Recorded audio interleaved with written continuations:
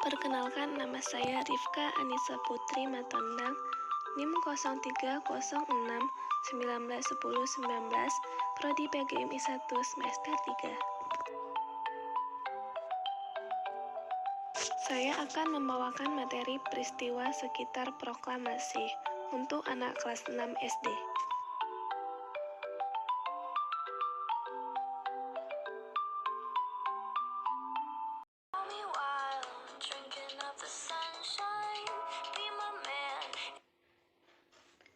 Assalamualaikum warahmatullahi wabarakatuh. Selamat pagi, selamat sore, dan selamat malam anak-anak ibu yang ada di rumah. Apa kabarnya semua anak-anak ibu? Semoga baik-baik saja ya. Alhamdulillah. Tetap jaga kesehatan, patuhi protokol kesehatan, rajin cuci tangan dan jaga jarak, dan tetap di rumah ya anak-anak ibu. Baiklah, pada kali ini kita akan belajar tentang peristiwa penting sekitar proklamasi. Kalau kalian semua sudah siap, alangkah baiknya untuk memulai pelajaran kita mengucapkan Bismillahirrahmanirrahim bareng-bareng ya. 1, 2, 3. Bismillahirrahmanirrahim. Ada yang tahu tidak pengertian dari proklamasi? Ayo, siapa yang tahu tunjuk tangan? Bagus. Baiklah, Ibu akan menjelaskan lagi ya. Proklamasi. Proklamasi berasal dari bahasa Yunani yang artinya pengumuman atau pemberitahuan kepada seluruh rakyat.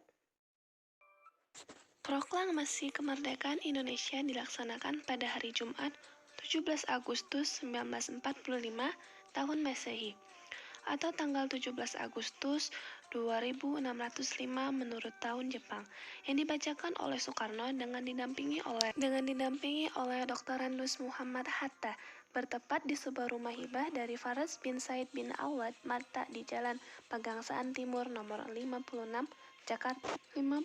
Jakarta Pusat. Peristiwa penting menjelang proklamasi kemerdekaan Indonesia berasal dari kekalahan Jepang jatuh ke tangan sekutu. Setelah itu terjadilah beberapa kebijakan Jepang yang menjadi awal kemerdekaan Indonesia yang ditandai dengan peristiwa berikut.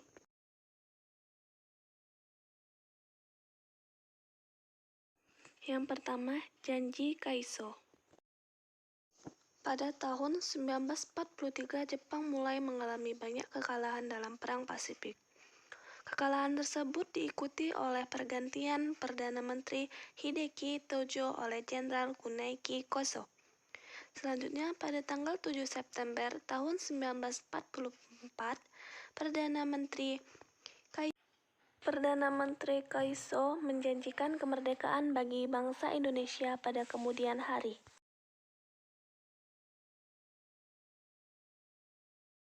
Selanjutnya, pembentukan BPUPKI.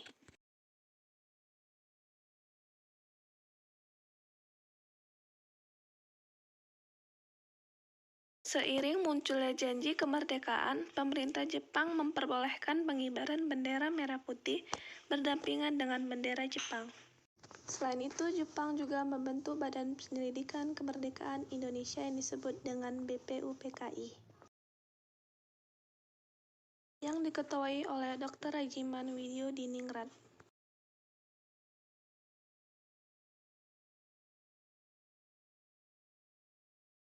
Selanjutnya, BPUPKI dibentuk dengan tujuan mempelajari hal-hal penting terkait pembentukan negara Indonesia. Adapun tugas BPUPKI adalah mempersiapkan segala hal yang terkait dengan negara Indonesia yang merdeka, seperti dasar negara, perundang-undangan negara, wilayah negara, usaha membela tanah air, serta perekonomian dan keuangan. Selanjutnya adalah peristiwa perumusan dasar negara dan Undang-Undang Dasar tahun 1945. Proses perumusan dasar negara Indonesia dilaksanakan pada sidang BPUPKI pada tanggal 29 Mei sampai 1 Juni tahun 1945. Titik usulan tentang dasar negara disampaikan oleh 3 anggota BPUPKI, yaitu Muhammad Yamin, Dr. Supomo, dan Insinyur Soekarno sendiri. Rumusan dasar negara yang diajukan oleh Muhammad Yamin terdiri atas 5 dasar, yaitu perikebangsaan, pri kemanusiaan, pri ketuhanan, pri kerakyatan, dan kesejahteraan rakyat. Sutomo mengungkapkan bahwa dasar negara yang dimiliki Indonesia harus memiliki nilai persatuan, kekeluargaan, keseimbangan lahir dan batin, musyawarah dan keadilan rakyat. Lalu, Soekarno merumuskan dasar negara yang disebut dengan Pancasila. Soekarno merumuskan dasar negara yang disebut dengan Pancasila yang menjadi dasar negara kita yang sekarang, yang terdiri dari kebangsaan Indonesia, internasionalisme atau pri kemanusiaan, mufakat dan demokrasi, kesejahteraan sosial dan ketuhanan yang Maha Esa. Setelah sidang tanggal 1 Juni 1945, BPUPKI memasuki masa reses. BPUPKI membentuk panitia kecil yang berjumlah 8 orang.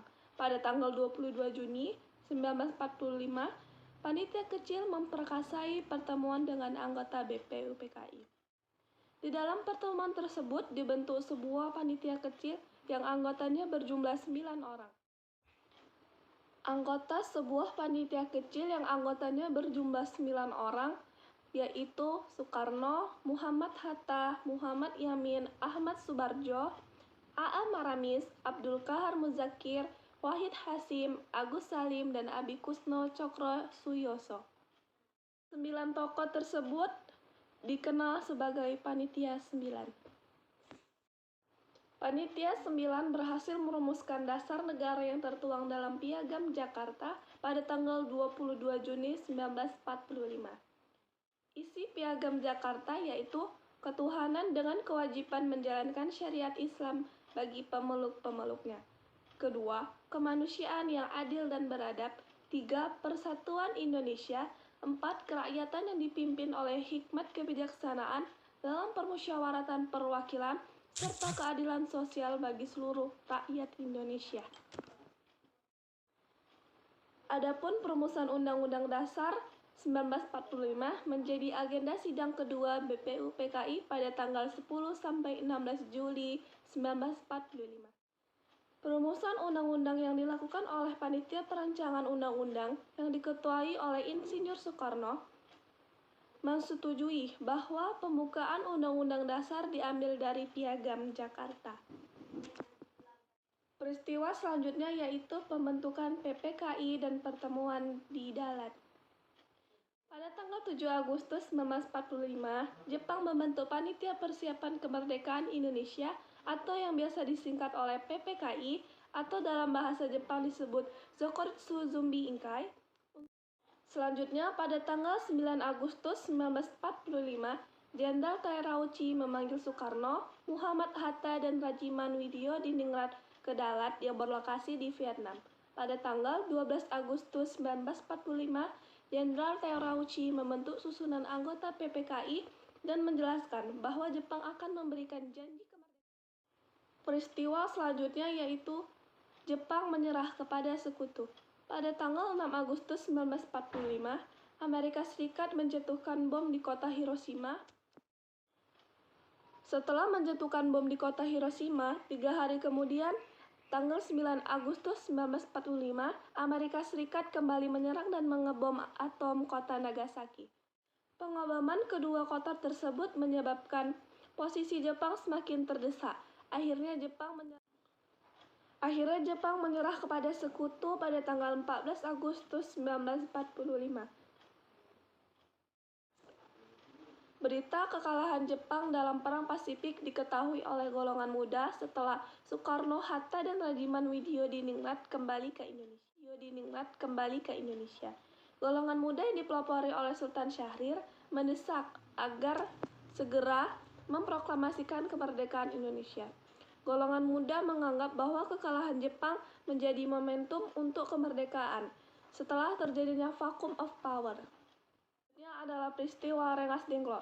Peristiwa Rengas Dengklok dilatar belakangi oleh perbedaan pendapat antara golongan muda dan golongan tua terkait pelaksanaan proklamasi kemerdekaan. Menurut Muhammad Hatta, kemerdekaan Indonesia harus dibahas melalui rapat PPKI sesuai perintah Jepang.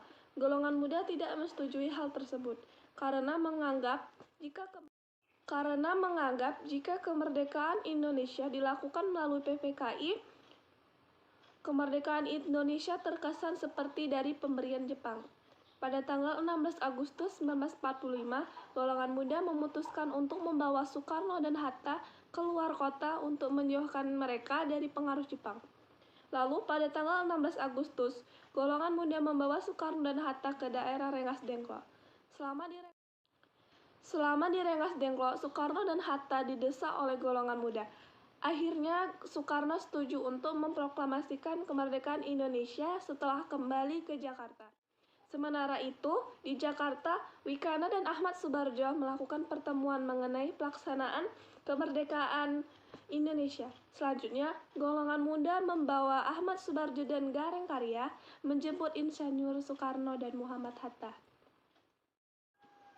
Selanjutnya adalah peristiwa proklamasi kemerdekaan Indonesia. Sesampai di Jakarta, Soekarno dan Muhammad Hatta segera melakukan rapat menyusun naskah proklamasi. Soekarno dan Muhammad Hatta menuju rumah Laksamana Maeda yang terletak di Jalan Imam Bonjol nomor 1, Jakarta. Di rumah Laksamana Maeda diadakan rapat PPKI untuk membahas persiapan kemerdekaan Indonesia. Di rumah Laksamana Maeda diadakan rapat PPKI untuk membahas persiapan kemerdekaan Indonesia esok hari. Lalu menyusun naskah proklamasi. Naskah proklamasi dirumuskan oleh Soekarno, Muhammad Hatta, dan Ahmad Subarjo. Setelah naskah proklamasi disusun dan disetujui oleh golongan muda dan golongan tua yang ikut hadir di kediaman Laksamana Maeda, Soekarno meminta Sayuti Melik mengetik naskah proklamasi yang masih dalam bentuk tulisan tangan tersebut. Pada awalnya, pembacaan naskah proklamasi akan dilaksanakan di lapangan Ikada. Tetapi karena lapangan Ikada dijaga ketat oleh Jepang, proklamasi Indonesia dilaksanakan di rumah Insinyur Soekarno di Jalan Pegangsaan Timur nomor 56, Jakarta, sekitar pukul 10 waktu Indonesia Barat. Setelah pembacaan proklamasi tersebut, bendera merah putih dikibarkan oleh Suhut dan Latif Hedganingrat. Lalu para hadirin sontak menyanyikan lagu Indonesia Raya mengiringi pengibaran bendera merah putih. Rakyat Indonesia menyambut gembira kemerdekaan dan mendukung proklamasi.